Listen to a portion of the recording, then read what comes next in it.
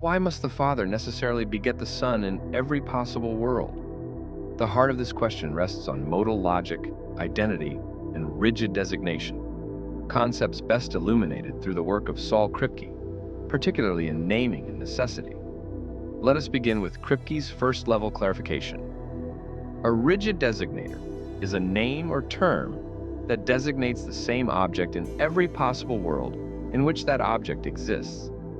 For example, Nixon refers to Richard Nixon in all possible worlds where he exists.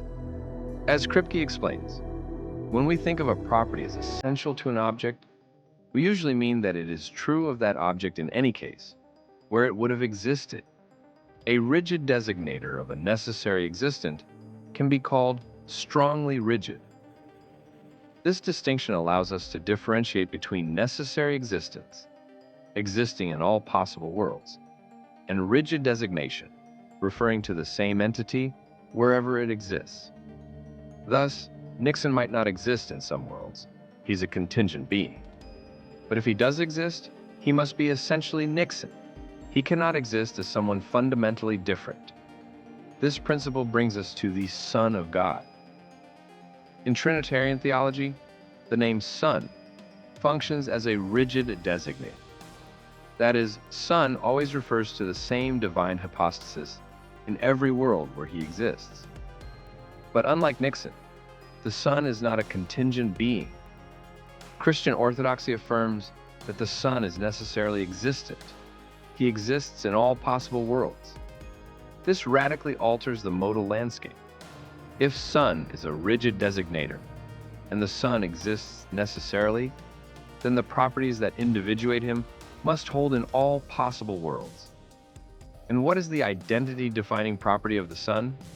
Being begotten of the Father. This is not a contingent fact.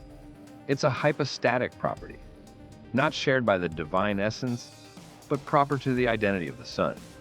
Hence, to ask whether there could be a world where the Son exists but is not begotten is akin to asking whether Nixon could exist as someone not born of his parents. It violates the logic of identity. You cannot alter an essential individuating property and still claim to be speaking of the same entity. What about the Dartmouth example? Another analogy from Kripke. Some argue that Father might be like Dartmouth, a name whose referent might persist despite changes in description, e.g., the river changing course. But this comparison fails. Kripke's Dartmouth case demonstrates that description-based designators are fragile. They break, the description no longer fits. By contrast, rigid designators are anchored in identity, not in changing predicates. Dartmouth survives despite the failure of the description, because its naming is historical and identity-based, not descriptive.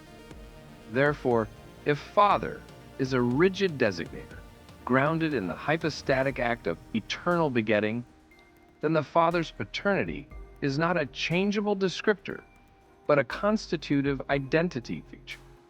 The Father is necessarily the one who begets the Son, not merely in this world, but in every logically possible world. Thus, when someone asks, what grounds the necessity of the Father begetting the Son? The answer is not found in some extrinsic mechanism. It is grounded in the very nature of the referent, just as being God is not grounded by something prior to God, but is primitive and self-referential. In conclusion, the Son must exist in every possible world due to the necessity of his divine nature. His being begotten is an identity-defining hypostatic property. Therefore, the Father's begetting of the Son is necessary in all possible worlds. Drawing from Kripke's naming and necessity, the term Father functions as a rigid designator, referring across possible worlds by virtue of identity conditions, not shared essence.